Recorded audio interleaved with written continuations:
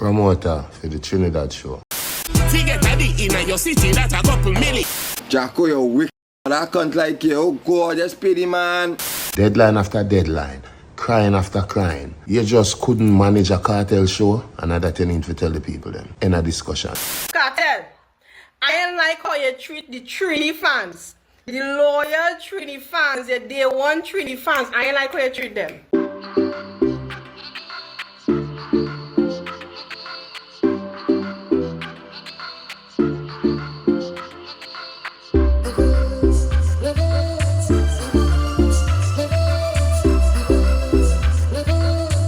Welcome, it's not radio, it's Levels with Kshema. I'm there with another quick review video, but before we get tonight, you know the Shreps, big up to the Levels community, thank you to our new subscribers, and if it's your first time checking in, make sure you hit the subscribe button and click the notification bell. Be a part of the Levels community. So after Vybz Kartel pulled the plug on his performance at the One Caribbean Music Festival in Trinidad due to unmet contractual agreement, we see the promoters actually go public with a statement revealing that Vybz Kartel was already paid $950,000 from the $1.35 million that he charged for the show. So right there you see the statement. It says Cartel was paid $950,000 out of $1.35 million with a $150K to legal rep. Final payment was blocked by TNT financial regulations. Organizers only learned of Vybz Kartel's cancellation same way and time we did. And that is in reference to Cartel actually going public using social media. So according to the statement, in part, Vybz Kartel was formally contracted to perform at the One Caribbean Music Festival 2025 for a total sum of $1.35 million. To date, $950,000 has been paid directly to the artist, while an additional $150,000 was dispersed to his legal representative. And they went on to say earlier this week, OCMF organizers were asked by Vybz Kartel's management team to adjust his travel itinerary by scheduling his flight to Friday, which was accommodated in good faith. The remaining balance due was made available in full. However, due to legal and financial regulations in Trinidad and Tobago, the organizers were unable to disperse the final amount in cash. And it went on to say, despite all efforts made by OCMF team to ensure the artist's comfort and full payment, it was through a media report on CNC3 that organizers were informed of the cancellation of his performance mere hours before the event. And I'll put that up on the screen, so if you want to go through in detail, you can do that. But seriously though, Cartel never cap and never just lyrics or just a rhyme scheme, when he boldly stated in his viral single, The Comet, forget Addy in your city is a couple milli. Forget Addy in your city, that's a couple milli. US dollars and it cannot fit in your billy. Now, with this information made public, we see people debating on whether $1.35 million is deserving or not. And some seem to just be in complete shock that Cartel is actually getting over $1 million for an appearance. If you know dancehall history from the 90s, you may recall that when Bounty Killer first charged Isaiah Leng just about $1 million Jamaican dollars, that made big headlines. So to see a dancehall artist now get to the level where Cartel can charge the equivalent of over $206.5 million Jamaican dollars for an appearance, that may shock even some entertainers. Who knows? Maybe that includes Ghanaian singer Mali and Sizzla Kalonji, who was booked for the same event but also pulled out eventually. But before we get into why Mali and Sizzla cancelled their performance, check the levels as Vybz Kartel fired back at the promoter and issued an apology to his Trini fans. Promoter for the Trinidad show. Remember years me know you. Remember when you forward initially for the show. My lawyer was there. My manager was there. Remember the signing was recorded. Remember the money where you're talking about, the legal team, out of my money it forward. Because remember your ball. I say, TJ, me know him long time, give him a blind. TJ reluctantly give a blind. You miss deadline after deadline. Me beg for you, Mr. TJ, give me a blind. You bring me now in a loggerheads with the government of Trinidad. Me never tell you someone do no school. My job is to perform for the people. Me's an entertainer. I get paid to entertain. Remember, you wanted to keep the show. during Carnival. Me look by you, me say you can't do that. Don't mess with the culture. Carnival, Trinidad thing, make them do them thing. TJ tell if you don't do it. Angostura tell if you don't do it. Cartel tell if you don't do it. Countless people tell if you don't do it. You force the issue, till eventually you see say it can't work. So now you did want to bring me at loggerheads with the culture of Trinidad. Deadline after deadline, crying after crying. You just couldn't manage a cartel show, and that you need to tell the people then. In a discussion. My only regret in the situation is that the Trinidad people are them you rob out of the chance to see cartel after so many years. So you see me, a positivity me I deal with and good energy. So I apologize to the Trinidad people. Big up the government of Trinidad. And I blame myself in some way because I should have known say and not every promoter can manage Vibes Cartel. It takes a lot. Jaja, I know every promoter can manage a cartel show, but no liner in it. But do you think instead of doing a multi-artist music festival, the promoter should have just done a carteling concert event similar to what CJ Milan's Reggae Fest did at the Barclays Center in New York and about to do again in Atlanta at the State Farm Arena? But jump on the comments and share your thoughts. What do you think? Now, as we mentioned earlier, Molly and Sizzla also pulled out of the event, and Molly's team issued this statement. We regret to inform our Trinidad and Tobago fans and supporters that Molly will no longer be performing at the One Caribbean Music Festival as previously announced. Molly arrived in Trinidad ready and excited to perform, but since landing, her team has not received any communication from the festival organizers. Combined with their failure to meet key obligations, this has made it impossible for performance to proceed. While this is deeply disappointing, Molly and her team remain committed to working with partners who value professionalism and mutual respect. And of course, it goes on. We also see where Sizzla's camp released a statement citing similar issues. Right there it says, reggae icon Sizzla Kalonji will no longer be performing at the One Caribbean Music Festival scheduled for this evening at the Queen's Park Savannah, despite being in the country with his full team and band. After weeks of back and forth communication and multiple attempts to resolve pending financial issues, Sizzla's management team and agent Island Vibe Agency has made the difficult decision to withdraw from the event due to the promoter's failure to meet key terms outlined in the performance agreement. And again, a lengthy statement, so you can read the rest of it, but that's just basically the genesis of what Sizzla's team is saying. But do you think the promoter going public revealing that Vibes Cartel's appearance fee is $1.35 million backfired? And could that possibly be the reason why Sizzla and Molly eventually pulled out of the show as well? Hit up the comments and share your thoughts. Now, following the disappointing outcome of the One Caribbean Music Festival, Trinidadian fans have been lashing out. And when me tell you, say, everybody I get it, from Jacko, who is apparently the promoter, to Cartel, to the Trinidadian government, including the Prime Minister. Check the levels. Jacko, you're wicked. I can't like you. Oh, God, just pity, man. Cartel, I ain't like how you treat the Trini fans. The loyal Trini fans, the day one Trini fans, I ain't like how you treat them. I'm asking about so I'm not going to know some artists shit. Cartel cancel, no? Cartel cancel, so Cartel not coming. So therefore I have no reason to be in Savannah. I have no reason to be there. Cartel cancel, that is it. The dog cancel. He pulled the plug on them. Imagine. Guyanese get it correct and Trinidadians can't get it correct. No Cartel we mother come tonight. I want to see what they're going to do now. Real restriction. Starting from Wayne, Sturgeon, Kamala, she wanna give man low-matic, but we can't hear a gun song, boy. What kind of thing is that, boy? Cartel, I ain't like how you treat the Trini fans. The loyal Trini fans, the day one Trini fans, I ain't like how you treat them. I find you should have show up on stage.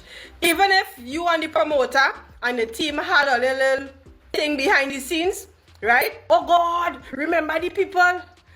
Trini, love you. Your Trini fans, they love you. Even if you could have come on and mama guide them for at least a half an hour, right? And then you tell yourself with your team that here was this thing. This is the last time you can maintain this bad business thing with these promoters. Alright. But the people don't know what is be going on behind the scenes. All them know. that they save up and they put out the hot $3,000 to come and see you. After all these years, you understand? You know how much support you just get from Trini. At least show that loyalty. Show that loyalty. Again, you can mama guide them. Mama guide them, even if it did come off at least a half an hour. Santa police say to holding the mic in the hand and you know them going and sing tune after tune because you really had to do much. You understand? You did your thing, you reach where you reach. But loyalty to your fans is not what's about it. Jaja. So a lot of varying views right there. People upset and rightfully so. But what's your opinion on the situation? Do you agree with persons bashing the Trinidadian government, the promoter, or you agree with the fan who thinks Cartel could at least give them a few minutes of performance for the sake of his Trinidadian fans? Also, do you think if Cartel had made an appearance, Sizzla and Molly would not have pulled out of the show? Hit up the comments and share your thoughts. Make we talk. Of course, with these hefty sums floating around, all of this just basically sparked an investigation by Trinidad's finance minister, Davendranath Tanku, who says he is intrigued by the amount of foreign exchange being mentioned in relation to payment fees for artists involved in the One Caribbean Music Festival and has requested an investigation.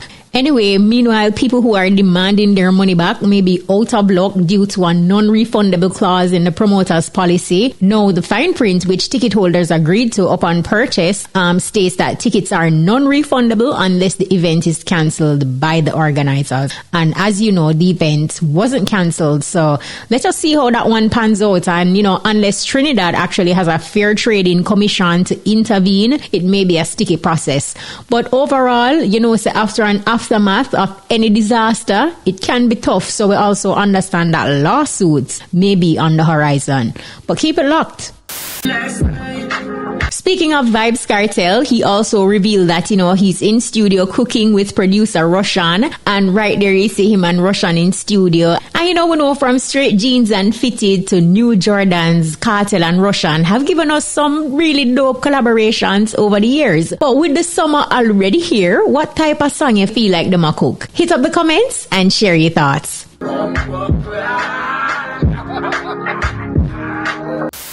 So just as most of us suspected, come July 18, Vybz Kartel will be crowned King of the Dancehall by Reggae Sumfest. As you know, BEENIE Man was crowned King of the Dancehall at Reggae Sumfest in 2009 under the ownership of Johnny Guzang and the late Robert Russell. Now, Joseph Bogdanovich, the Reggae Sumfest current boss and main organizer of Vybz Kartel's Freedom Street concert that was held last year, is set for crown the world boss at Catherine Hall in Montego Bay this year. So, what does a Vybz Kartel crowning mean for BEENIE Man?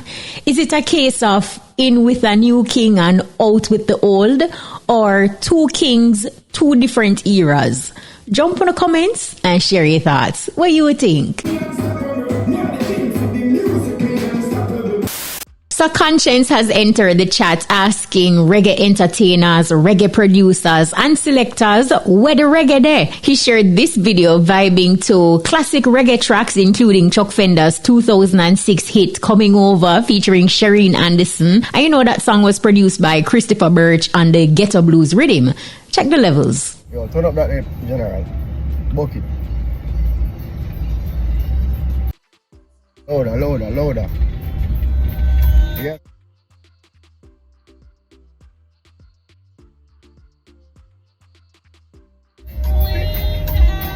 Reggae, wait there. Well, name here. Chuck Fender was it. Chuck Fender. Are you coming over tonight? I need you, baby. Where reggae there? Selectors, where reggae there? Producer, where reggae there? Artist, where is the reggae? See ya. Are you coming over tonight? I need you. Nah, like, Conscience have a point, you know.